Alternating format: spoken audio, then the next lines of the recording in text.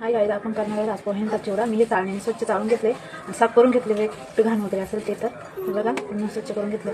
चला आपण चिवडा बनवूया. चला तर आता मी कढई तापत ठेवली आहे. आता त्याच्यामध्ये टाकूया तेल. जास्त नाही टाकायचे, थोडं. आपल्याला पोहे तळायचे नाही, तेल कोणी खात नाही, त्यामुळे फक्त भाजून घ्यायचे हलके हलके.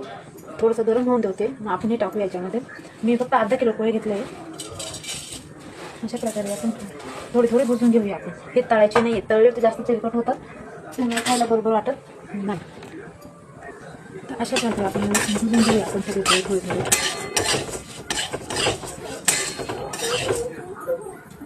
अशा प्रकारे आपल्याला जर असे भुजून घ्यायचे होतं. हे तळायचे पण आपल्याला थोडं भुजायचे. आता आपण हे पोहे एका भांड्यामध्ये काढून घेऊया. परत थोडं तेल टाकूया.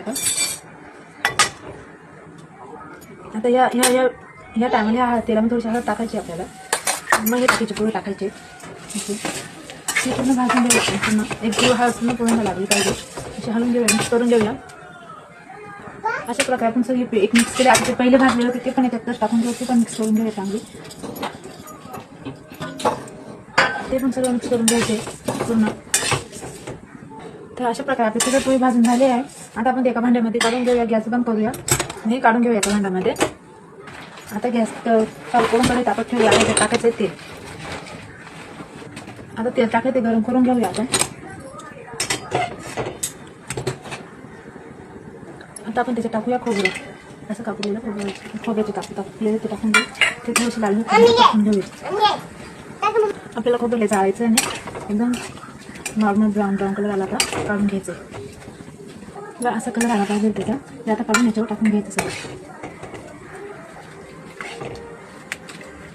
आता टाकून घेऊया मी आपण परतून अशा प्रकारे चांगलं परतून घ्यायचं ते.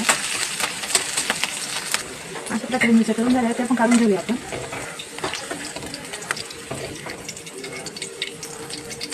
ते आपण आपल्याला चिवडे टाकून घ्यायचे आहे. आता टाकू शेंगदाणे पण भाजून घ्यायचे. आता शेंगदाणे पण फ्राय झाले, शेंगदाणे पण काढून घेऊया आपण. शेंगदाणे काढून घेतल्यावर ते पण आपल्याला चिवड्या टाकायचे. ह्या डाळ आहे हे पण आपल्याला चिवड्या टाकून द्यायचे. आता आपल्याला कढीपत्ता तळायचे.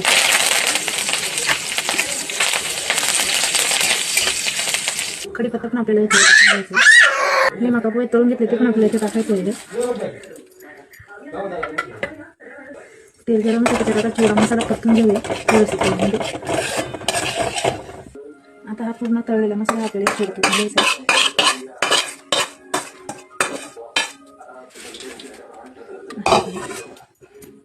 आता टाकू चवीनुसार मीठ. आता हे पूर्ण हाताने मिक्स करून घ्यायचं आपल्याला. अशा प्रकारे पूर्ण हाताने मिक्स करून घ्यायचं एकजीव. अशा प्रकारे दोन्ही हाताने एकजीव मिक्स करून झालेला आहे. आपल्याला तुम्हाला आवडलं असेल तर तुम्ही करा आणि तुम्ही कसं बनवता ते मला कमेंटमध्ये नक्की सांगा. आता चिवडा खाण्यासाठी रेडी आहे.